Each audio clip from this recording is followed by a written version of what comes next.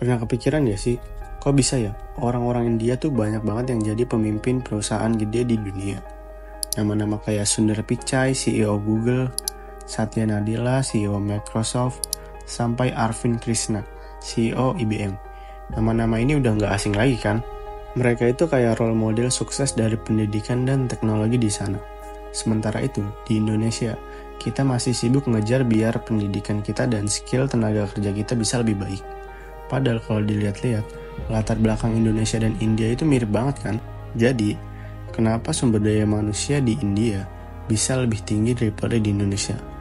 Kalau di Indonesia kayak bisa dibilang lagi di fase-fasenya nge-stuck. Nah, di video kali ini, gue bakal bongkar abis perbedaan dan persamaan dari sumber daya manusia ini. Mulai dari potensi hingga masalah-masalah yang bakal kita hadapi. So, tonton sampai habis.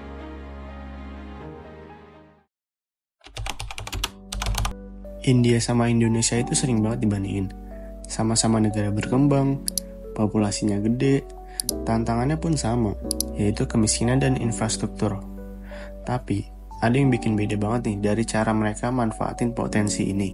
India punya lebih dari 1,4 miliar penduduk. Kebanyakan dari mereka kerja di sektor teknologi.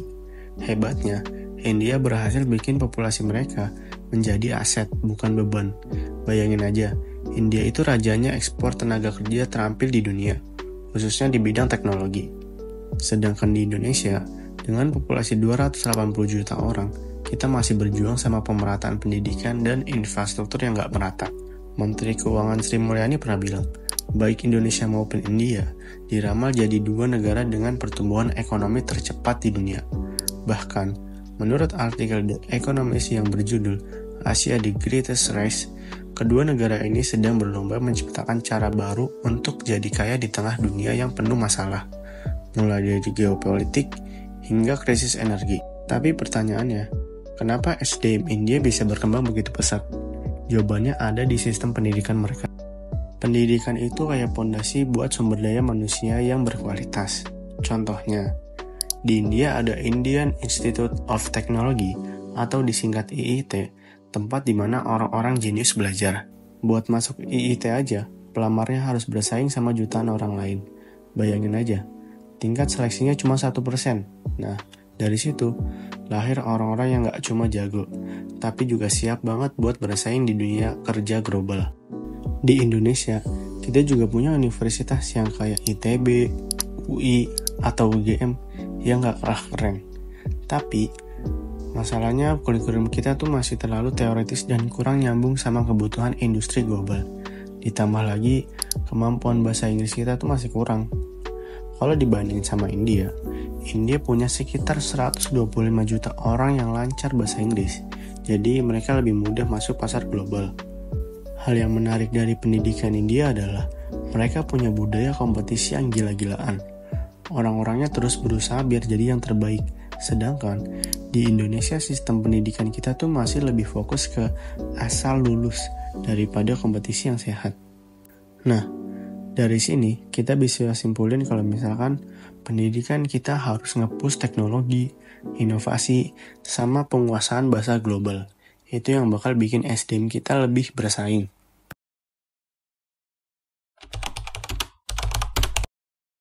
Nah, ngomongin kebiasaan, India tuh unik banget kan? Kota kayak Bengaluru tuh chaos banget aslinya. Lalu lintasnya parah, polusi di mana-mana, bahkan kriminalitasnya pun tinggi. Kalau dibandingin sama Jakarta, rasanya tuh ya di sini masih satu vibe. Tapi yang bikin beda, meskipun lingkungan mereka penuh tantangan, orang India tetap fokus sama pengembangan diri dan karir mereka. Orang India tuh rajin baca buku, ikut kursus online, pokoknya upgrade skill terus. Sementara di Indonesia, kebiasaan baca kita masih perlu banget ditingkatin lagi. Ini nunjukin kalau misalkan mentalitas masyarakat kita punya pengaruh besar buat kualitas sumber daya manusia. Kita perlu lebih sering lihat ini sebagai motivasi untuk berubah lebih baik lagi. Kalau ngomongin teknologi soal India, Bengaluru itu udah kayak Silicon Valley versi Asia. Kota ini jadi pusat inovasi teknologi, markas ribuan startup, dan kantor perusahaan multinasional. Industri IT di India bahkan nyumbang 7,7% dari GDP mereka. Dengan nilai ekspor teknologi mencapai 194 miliar di 2023. Gila kan? Ekosistem ini bikin lulusan universitas langsung bisa masuk ke industri global. Indonesia sebenarnya nggak kalah kok. Kita punya ekosistem startup kayak Gojek sama Tokopedia. Tapi, kontribusi teknologi ke GDP kita masih kecil banget kalau dibandingin sama India. Banyak startup kita juga masih fokus di pasar lokal. Jadi, peluang bersaing di level internasional belum bisa maksimal. India sukses banget tuh karena mereka terus berinovasi buat pasar global. Dan lagi-lagi, penguasaan bahasa Inggris jadi kunci mereka. Ini bikin mereka gampang banget kolaborasi sama perusahaan multinasional dan bikin jaringan global yang kuat banget. Ngomongin India nggak bisa lepas dari sistem kasta mereka. Tradisionalnya masyarakat mereka dibagi jadi Brahmana, Ksatria, Waisya, sama Sudra. Ada juga Dalit yang dibilang kasta paling rendah. Meskipun sering dibilang menghambat, di sektor teknologi kasta ini justru lebih meritokratis. Banyak orang dari kasta rendah yang sukses banget di bidang teknologi. Di Indonesia, meskipun kita nggak ada kasta, tapi hambatan sosial sampai ekonomi itu nggak kalah berat. Banyak banget orang yang berbakat yang kesempatannya terhambat karena akses pendidikan atau ekonomi yang terbatas. Tantangannya adalah gimana kita bikin sistem yang lebih inklusif supaya semua orang punya peluang yang sama buat sukses. India ngajarin kita kalau mau punya SDM berkualitas, kita butuh pendidikan yang oke, budaya yang kerja keras, dan ekosistem teknologi yang mendukung. Tapi, pelajarannya ini nggak bisa cuma jadi teori. Kita juga harus ngambil aksi. Apa aja yang kita bisa lakuin? Yang pertama, perbaiki kualitas pendidikan. Fokus ke teknologi, inovasi, dan juga relevansi pasar global. Kita bisa mendorong penguasaan bahasa Inggris untuk menjadi kunci buat bersaing di tingkat internasional. Dan juga, kita bisa bangun ekosistem teknologi yang mendukung kolaborasi, inovasi, dan pertumbuhan startup. Indonesia punya semua potensi jadi negara dengan SDM kelas dunia. Tapi kita harus mulai dari sekarang. Jadi, India dan Indonesia itu sama-sama punya potensi luar biasa. Meski pendekatannya berbeda, kita bisa belajar banyak dari India. Dengan pendidikan yang lebih baik, ekosistem yang mendukung, dan semangat kerja keras, Indonesia pasti bisa ngejar. Pertanyaannya, kapan kita mau mulai?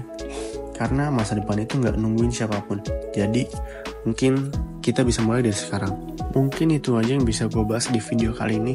Kalau misalkan lo punya pengalaman dan pendapat yang unik tentang Indonesia dan India, lo bisa tulis di kolom komentar. Kalau misalkan lo suka, lo bisa like, subscribe, dan share. Mungkin itu aja dari Menolak Muda untuk anak muda, dari anak muda. Kebalik maksudnya. Dari anak muda untuk anak muda.